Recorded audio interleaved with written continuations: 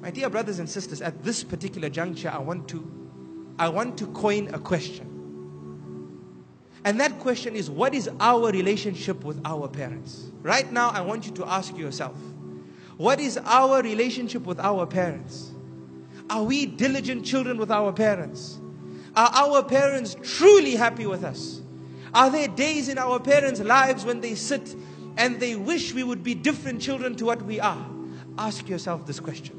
Especially our mothers. Because Rasulullah sallallahu alaihi wasallam taught us about how the mother has a precedence in our lives over the father. And to make us understand this better, I want you to imagine a mother who writes a letter to her child. What do you think this mother would say in her letter? Would she not say, "My dear son, a long time ago, I received the best news a mother can receive, a human being can receive. And that was the news when I was informed that I was pregnant with you. And my dear child, I cannot express how happy I was on that day. And weeks passed by after that. And my body started changing. And I was scared because I could not eat except that I would vomit what I ate. And I would feel weak.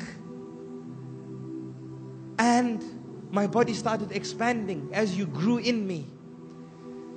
And my dear child, I promise you that with all the fear that I had, I was loving you more with every day that passed. Even though all this was happening to me, the day that I held you became even more dearer to me. And my dear child, those weeks became months. And I became even more heavier, to such an extent where I couldn't stand for long. I couldn't walk for long. And then a time came when I couldn't even sleep on my back, because of the weight of carrying you would cause immense pain on my chest. So I would sleep on my side.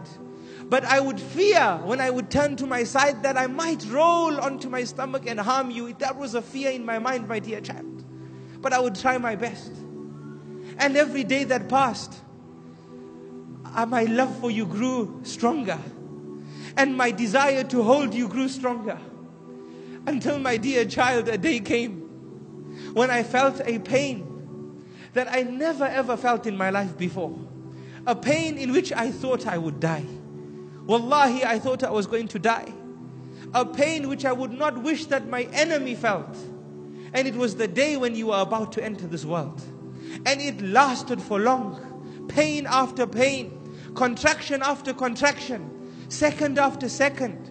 Minute after minute. By Allah, it felt like a lifetime. I thought I wouldn't survive from this. But I promise you, my dear child, that there was never a moment that I hated you during that process. Never a moment where I said an evil word to you or an evil word about you.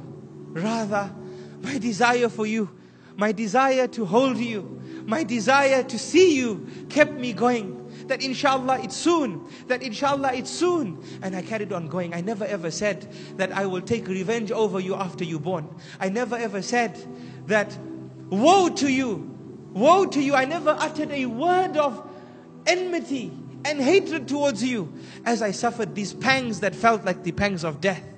And then, my dear son, or my dear child, you entered this world. And when I saw you, the pangs of death that I thought I felt dissipated. And the tears that I had in my eyes became tears of joy. And the hurt that I felt in my body became a hurt of joy as I held you and brought you to my chest and smiled and said, Subhana Rabbi al-A'la. Allah has blessed us with a great blessing. And then, my dear child, it never stopped there. For the sleepless nights came after.